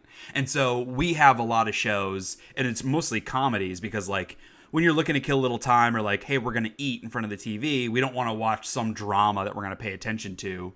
So we just kind of cycle through the same shows. Like before It's Always Sunny, I think we watched through I don't even remember now, but like we watched through all of Scrubs again and The Office and Parks and Rec, like the same shows that we've seen a million times. We just kind of always cycle through and rewatch them slowly over time. And it's just like it's a comfort show for us that when we're bored or when we're in bed or we're just like sitting in front of the TV and we don't want to super pay attention to something, those are nice things to watch. I do like, and I'm noticing this more recently as I become busier and busier. Like I want to, not that I want to stop doing that because I do enjoy spending that time, quality time with Kelly, but like I want to watch shows I've seen before less because like when I'll come home for work and I'll make something to eat, I'm like, I'll watch an episode of It's Always Sunny while I eat and then I'll go do my thing. And then I end up watching 3 episodes of It's Always Sunny. And then I feel like I've wasted that time. So I want to stop doing that. Yeah. He said, knowing that it's not going to happen. Well, actually, on the same topic, after It's Always Sunny, the next show that I want to write about, I am rewatching. I have the DVD box set of the first 100 episodes of SpongeBob SquarePants. Oh, hell yeah. So I'm not sure how I want to do it. My original idea, because I'm a fucking moron crazy person, hey, I'll do a ranking of the first 100 episodes of SpongeBob. Absolutely, you should. I told this to Kelly, and she's like, dude, no, for so many reasons. Primarily, SpongeBob isn't good after, like, the first 40 episodes. Oh, whatever. If you go back and watch it, it isn't. It isn't. Because episodes means half hours, or, like, 22 minutes or whatever. Inside of each 22-minute episode, there are 2, sometimes even 3 episodes. So it's still a lot. It's way more. It's closer to 250 episodes, not 100. Oh, shit. So, yes. So I'm still not sure how I'm going to do this. I may just do like a, 10 best episodes or, 30 best vignettes or whatever it is. But I am rewatching SpongeBob and it's so good. I fucking love that show early on. It definitely... There were still, and I haven't seen the show in years, but even semi-recently, there are still episodes that stand out that are good, but mostly it's just not that funny anymore. Similar to Simpsons, but the vintage stuff, man, it's gold. It's special. It's gold. Fucking Patrick is just one of the best characters in the history of animated comedy. Good thing he didn't pull the secret string, opening the secret compartment of the secret box, revealing an embarrassing photo of SpongeBob from the Christmas party. Merry Christmas, SpongeBob. Oh, man. Okay. All right. Moving on into news. So we already talked about Creation Club. Also on Bethesda, there was like a big like rumor mill going on, which honestly annoyed me a little bit. But Pete Hines, I think it was at PAX, made some comment about there being a new Bethesda game that is not announced, that is coming out in 2017. Which, like, what? There are like 4 months left in 2017. Yeah, what the hell? How is this happening? And so later on, he came back and was like, oh, I must have been dehydrated or something. Forget I said that. And so everybody's like, oh, I mean, Pete Hines is like I think he's the VP of like PR and marketing at Bethesda. And people are like, oh, I bet you he went back and they said he wasn't supposed to say anything. So now he's walking back on it. Like, fucking no. He's just isn't, like, it's just not true. I think he was misremembering or something. Like, I don't think that there is some big secret game that they're announcing still to come out this year. That seems insane to me. If there is a new game coming out this year, it's probably something mobile. And in which case, who cares? Because, I mean, like, the Fallout 4, the Vault Settler, whatever game, like, that was a cute little distraction. It was pretty fun. Yeah. But I played it for like a week and that was it. Like, I'm not going to get hyped for a new Bethesda mobile game. No. But I just want to bring it up because it's been in the video game news a lot. People are like, what's their unannounced game? And I'm just like, I don't think that's happening. So, yeah, probably not. On other announcement news, Rockstar has said that, or I guess it's 2K Games technically, has said that LA Noire is coming to current consoles. It's coming to PS4, Xbox One. It is also coming to the Switch, but it's going to be more expensive on the Switch. I think it's $50 compared to $40. And they're also releasing a separate VR experience for LA Noire. Were you an LA Noire fan back in the day? Yeah, I kind of liked it. Also, Dan Reichert is in that game. Right, I forgot about that. Which That's is funny. kind of awesome. Yeah, that is cool. But yeah, I liked LA Noire. I never finished it. It did a lot of cool things in the time. Like the facial motion capture was amazing, and like the way it told its story and the kind of interrogations were all really cool. I'm not sure a lot of that holds up, so I'll be curious to see how much work they're actually putting into this to make it look modern versus just like an upscaled, late 2000s game. Right. When did that game come out? 2010, 2011? So we'll see what happens. I'm not planning on picking it up, but I'm sure there are plenty of people that haven't played it, and so for them, like, it is a very unique kind of open world GTA-esque game. Yeah. That I would say is probably worth playing for people that enjoy those types of games. Yeah, I agree, and it's interesting that it's coming to the Switch. It's an interesting choice. Yes, it is. An unexpected development. Randy Pitchford at Gearbox has said that 90% of the studio is currently working on Borderlands 3. Hell yeah, they are. I'm ready, In other man. news, fucking duh. I'm ready. Like, fucking duh. They already, they showed that tech demo at, I think it was DICE last year or some other, more developer event. Like, yes, of course they're working on Borderlands 3. It just seems like non-news to me. I mean, I'm glad they are. I hope it comes out in the next year. That'd be great. Or, maybe fall next year. I'd be ready for that.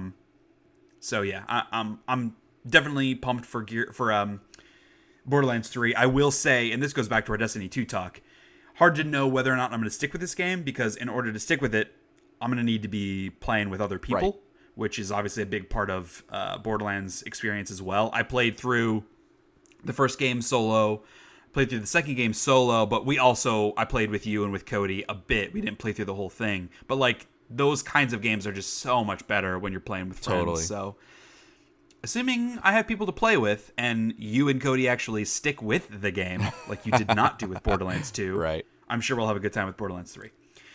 Finally, and this is just a small aside, doesn't impact me at all, but Team Deathmatch is coming to Overwatch. You played Overwatch a decent bit when it came out. Yeah, and I've gone back to it a few times, just as different friends of mine have picked it up and started playing and stuff.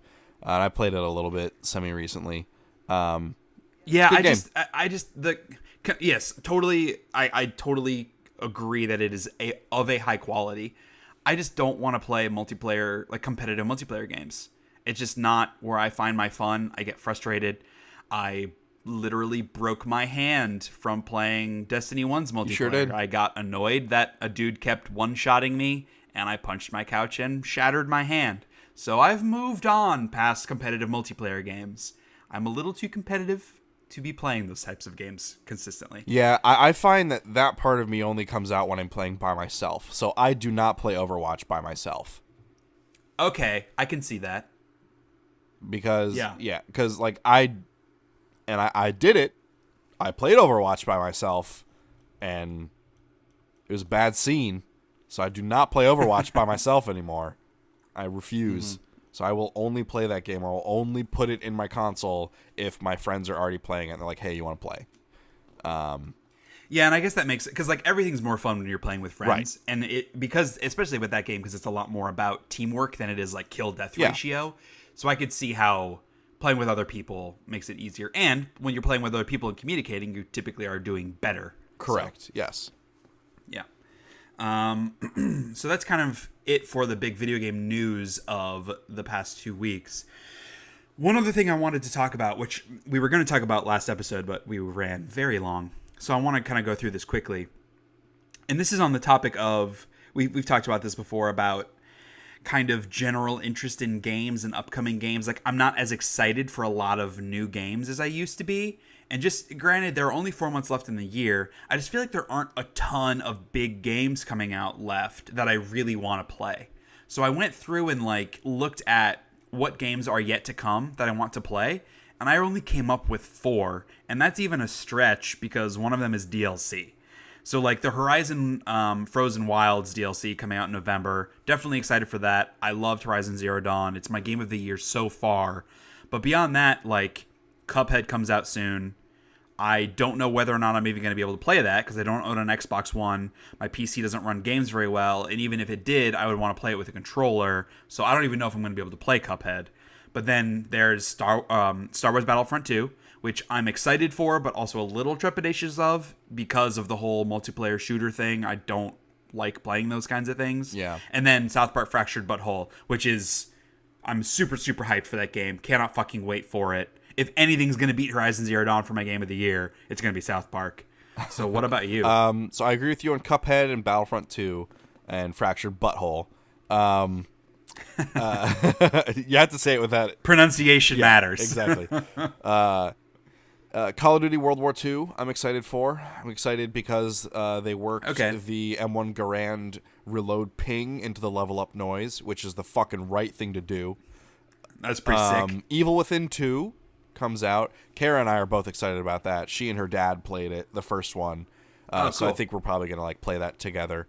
And then Wolfenstein New Colossus, I'm very excited for, which you and I have talked about our differing opinions on Wolfenstein before. You just weren't all that into New Order when you played it. You got kind of frustrated. Yeah, like I thought it was good. It was like the bigger open areas I didn't find as fun. It was the more corridor shooter stuff that I liked. And they started to lean more heavily onto the open world, not open world, but open area the farther you got in the game. And so I was having less and less fun as I went. I'm not saying it's a bad game. I wasn't super into it. But yeah, so New Colossus looks really good, what they've shown of it so far. So I'm excited for that too. Trying to think if there's anything else. I was just looking at this stuff last night. Assassin's Creed Origin, like I'm somewhat interested in. I wouldn't say I'm like anticipating it heavily. Also, like Need for Speed Payback looks like the Fast and Furious game I've been wanting. So sure, maybe that. Like that's the kind of stuff that I wouldn't buy, but might ask for Christmas or whatever. You know. Okay. Yeah, I could see that. Yeah, and to be fair, because there are a lot of games where I'm like that, where I'm like, like maybe I would play it. That's how I feel about Assassin's Creed. That's how I feel about Call of Duty, even Wolfenstein. I'm like, I might play that. I probably won't, but who knows next year when I can get it for, $20, $30, or even like on a Black Friday sale. Who knows? Maybe I'll pick one or so of those up and then play it next summer. If I ever get through my current backlog, like Middle of Earth, Shadow, or whatever it is, Shadow of Mordor. Shadow of War is the new one, right? That Shadow of War is the new one. I still have Middle Earth, Shadow of Mordor that I played a couple hours. I like GTA 5, Far Cry 4, The Witcher 3. Like I have a lot of huge games from the past 2 years that I still. Also Vampire. That's another one I'm looking forward to. Is that coming out this year? By Don't Nod. Yeah, it says November. It doesn't have a date in November, but it says November. Okay. Yeah, I'm interested in that. I'm not like totally sold on what I've seen so far, but I'm definitely. I saw some like gameplay with some of the combat stuff from a Gamescom thing they did in 2016, and it looked a little rough, but I could like kind of see like the edges of what they were going for in the combat. So hopefully it just has a little bit more polish on that end of it, because that's not something I've seen from Don't Nod before. But it's also Focus Home Interactive publishing it. But And there are also several games that have already come out that I haven't played that I intend on. Like I still need to play through Tacoma. What is it? Oh shit.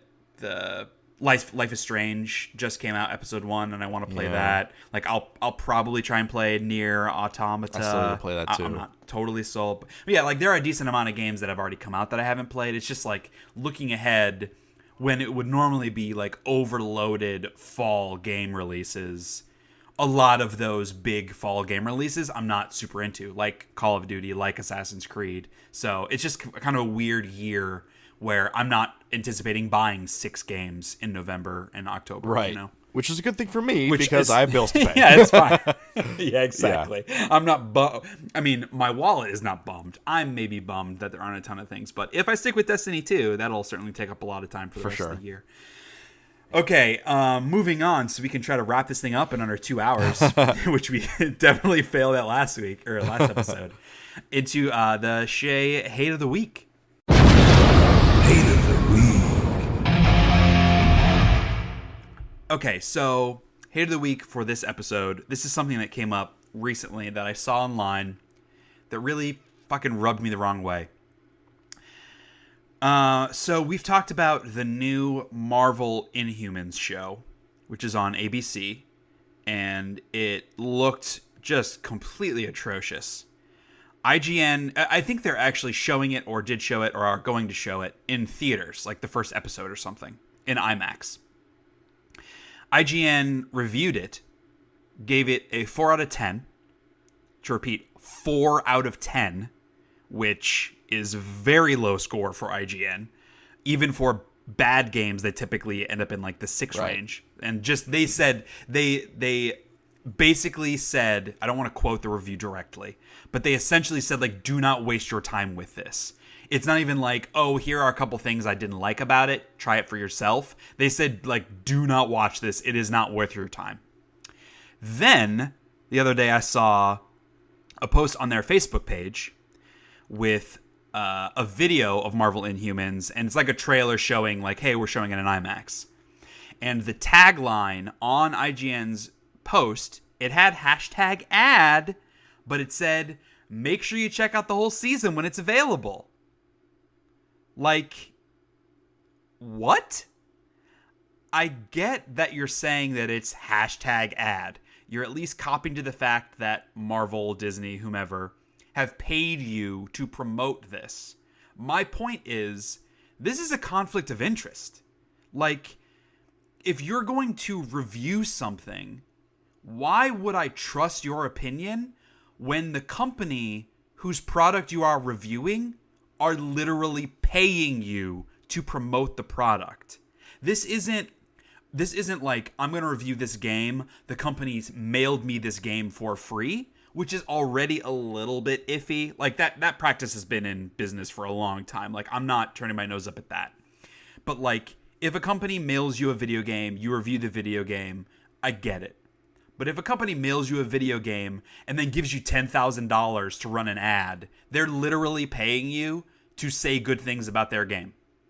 Whether or not you put hashtag ad or not, IGN said, make sure you check out the whole season when it's available. They are promoting the show. They are telling you to watch the show. They're implying that the show is worth watching when their review literally said the opposite of that. Like, why the fuck would I ever trust your review, which is supposed to be objective? And I'm using sneer quotes around objective because opinions are inherently subjective. The objectivity comes from not being influenced from outside sources. That is the definition of objectivity I'm using in this case. Like, if your best friend works at a restaurant, if your best friend owns a restaurant and you review restaurants, you go and review that restaurant, and you're like, hey, my best friend owns this restaurant. It's really good. You should go there. Do you think people should take that review seriously? Like, even if you are being objective, even if you really do think it's worth going to, why would, like, I inherently trust that unless I know you and inherently trust you?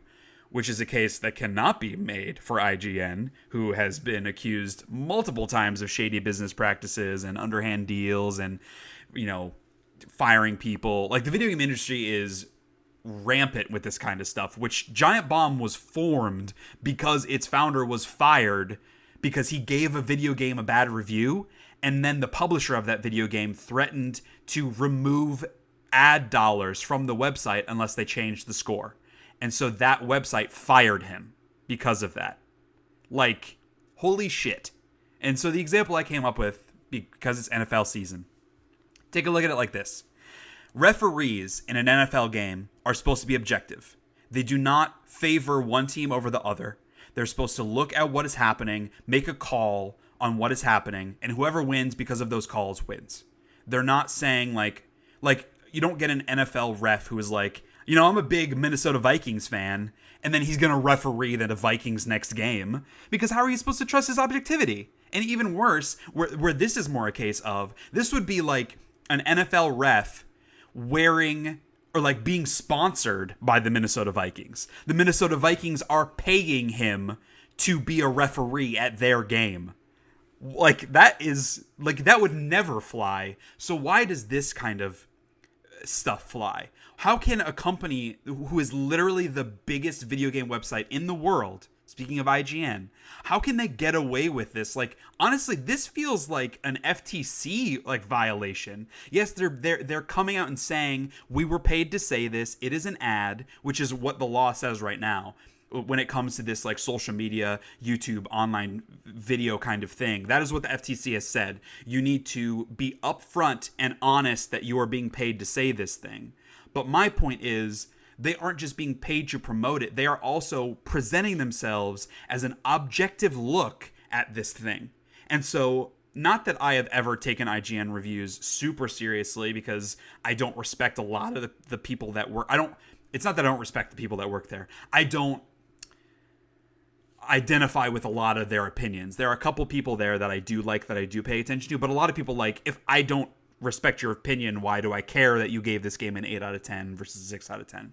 So, like, it's not like I'm going to IGN for, should I buy this video game or not? But this is like the nail in the coffin for me. Like, why would anyone trust a place like this that is being paid to promote something that they say they can give a fair and unbiased opinion on?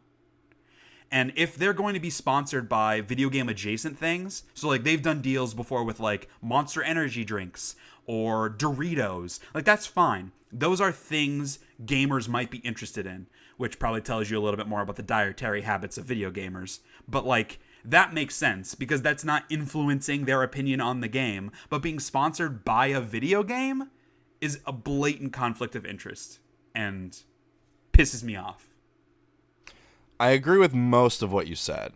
I would say my argument is game review sites running ads for video games is not inherently a source or something you can point to and go, I can't trust their review. But what IGN did is they ran an ad but also made a recommendation. Right. Yes. That's what is smarmy to me. It's not the fact that they ran an ad, because like Game Informer runs ads for games all the time and stuff, but they don't have like a recommendation right along with it. It's just like, hey, this is an ad. This is from that game company. We are running it on our site because they're paying us to run it. Like, that is the beginning and end of this deal.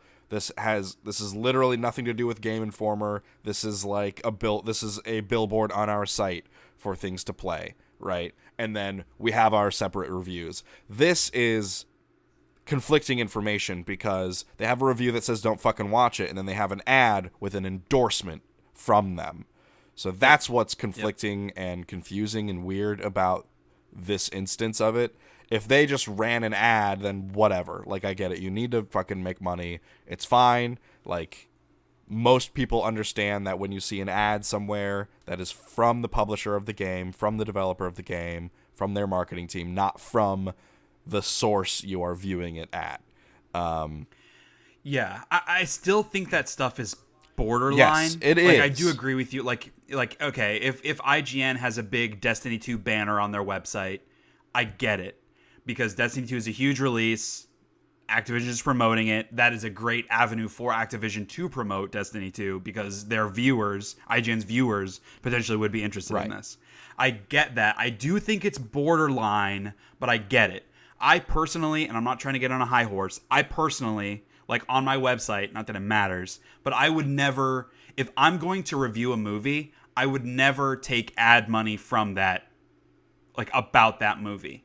I just would not do that personally. I get that you can be objective about it, and it's a company, it's not a person. And so like the company isn't telling you to do something because they have specific reviewers that do reviews, which is a whole other topic. Like if quote unquote IGN gives this a 6 out of 10, it's not IGN, it's this employee at IGN. But anyway, like I think it's borderline, but I get it. But yes, my point is that this crosses the line. It does. This is, in their review, the person saying, don't watch this. And then as the company, they're saying, they paid us to tell you to watch this. It just is like, that seems super fucked up. And it totally could be just an unfortunate thing by IGN's social media person, where like they needed to write a tagline for their social post. Being in marketing, I understand this. And what they wrote is not okay. Like, I get, like, that could have been what happened. But taking it at face value, it is the company, IGN, telling me to watch a show that one of their reviewers told me not to watch. And It's not even the company telling me to watch it. The company is telling me to watch it because they were paid to tell me to watch it. Yeah. Fuck. I'm the kind of person, honestly, that comes to the defense of IGN in a lot of cases, because they get a lot of undue hate just because they're the biggest thing out there, and everybody loves to bitch about them all the time about everything. And I take what they do with a grain of salt, just like I do everything else. But like, I'm the kind of person that doesn't want to jump on the IGN hate bandwagon. But this thing like really, really rubbed me the wrong way and seems so inappropriate. I don't know. Like, it feels like this feels like something that should be illegal. Not like they should go to jail illegal, but like this is an immoral business practice. Yeah. And because the internet is so new in relative terms of media, it's still a really, like, it's a Wild West kind of scenario. Like, they're all this business of like YouTubers promoting things and not disclosing it properly, then they get in trouble, and like, it's really tricky right now. And you get individuals that like have this big YouTube channel. It's just them. They do blog or vlogs or whatever. Like, they're not business experts. They don't know. And so maybe you can find the argument like they don't see the moral ambiguity there. Like, it's a lot of money they were just offered. Like, I get that. But IGN is the biggest video game website on the fucking planet. They have hundreds of employees in multiple countries. They know better than this. That's what's not okay. So, anyway, let me know what you think about this. Send us an email to info@sheahateseverything.com, or leave a Facebook comment. Send us a message to the Facebook page, Shea Hates Everything. Do what you want to do. But, like, I don't know, man. Like, a lot of times the hate of the week is like, here's something, like, small or... that's not true. Most of them have been things that do really bother me. But this, like, really, really pissed me off. One specific thing.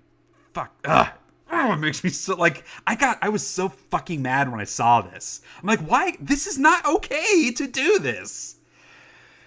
So that's going to do it for this episode. No, Man, I feel like you should only browse the internet with friends, because then it makes it fun and keeps it light. You don't have to break your hand. Scrolling through Facebook, I'll punch my computer screen. I was gonna say maybe we should move hate of the week to the beginning of the episode so we don't leave it like on a downer. But then I'd just be angry the whole episode. Right? Yeah. I'd lose any sense of positivity. But if you take away anything from this hate of the week, don't watch Marvel's Inhumans. Please don't. That's not true. Do what you want. If it looks interesting to you, by all means, check it out. No, I personally beg you not to watch it.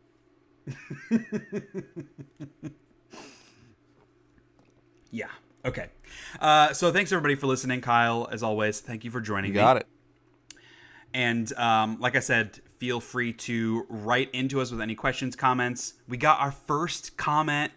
I'm calling it an email, even though it wasn't last episode. So I'd love to see some more.